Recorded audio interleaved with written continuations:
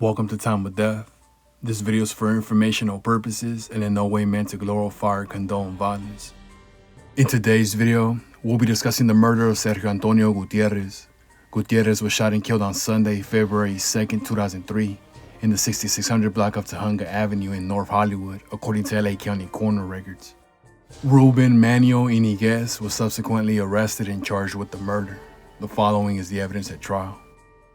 On the night of February 1st, 2003, victim Sergio Gutierrez, Sean Stevens, Carlos Castillo, Fernando Fulgar, and others attended a party for America Nazarite's 15th birthday. Most of the partygoers were 15 or 16. Also in attendance were gang members with guns, including defendant Iniguez, who used the name Grouchy, and Alexander Chavez, who went by Shiesty. The party was at Nazarite's North Hollywood home, an area claimed by defendant's gang, Vineland Boys. Defendant drew attention to himself because he was loading a rifle and showing it off. He also took off his shirt and was showing off his gang tattoos on his body, and he had multiple gang tattoos on his face and head. In addition, he was hitting people up asking where they were from. Fulgar identified himself as a new Vineland Boys member of a few months. Later, victim Gutierrez, Stevens, who was African American, and Castillo left the party through the front door and walked 2 blocks to pick up Castillo's girlfriend. With the victim in front, Stevens further back, and Castillo and his girlfriend some distance behind, they walked back to the party through the back field bordering Nazarite's backyard because it was a shortcut. The field was sufficiently lit to see who they were and that they were empty-handed and unarmed. No one in the group was a gang member. As the four approached, defendant carrying a rifle and Chavez carrying a handgun walked through the yard and crossed over a partially collapsed chain link fence surrounding the Nazarite's property. When Fulgar saw defendant and Chavez crossing the field, he felt obligated to have their back, so he caught up to them although he was unarmed. When Stevens saw defendant and Chavez approaching, he thought they were friends saying "what's up" because they put their hands up about shoulder level, palms open with fingers both pointed toward the center at about a 45-degree angle.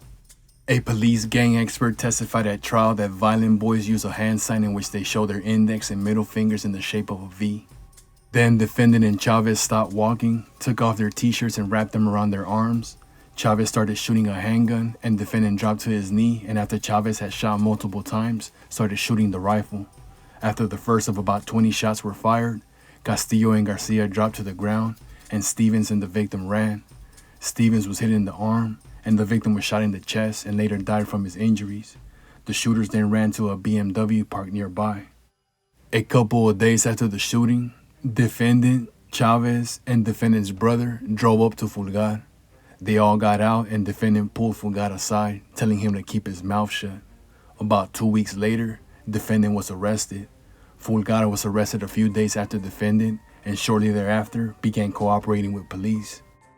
Fulgar acknowledged that he had pled guilty to manslaughter, admitted gang and gun use allegations, and was sentenced to a 17-year prison term.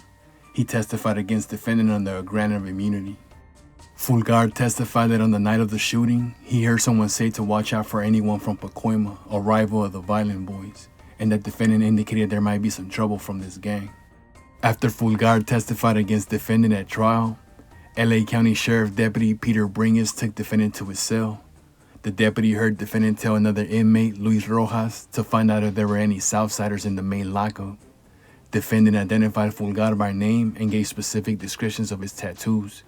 He said Fulgar had testified against him and told Rojas to spread the word that Fulgar was a snitch and to go ahead and take care of business. At trial, the people presented evidence of the facts summarized above, along with gang expert testimony as to defendant's membership in the Vineland Boys gang and his dominance in the area, derived from the pervasive knowledge that Vineland Boys was a very violent gang that killed witnesses, police officers, and its own. Following the trial, the jury convicted defendant of second-degree murder, attempted murder, and found true the gun and gang allegations. The court sentenced defendant to a term of 150 years to life in state prison. Sergio Antonio Gutierrez was 17 years old at the time of death.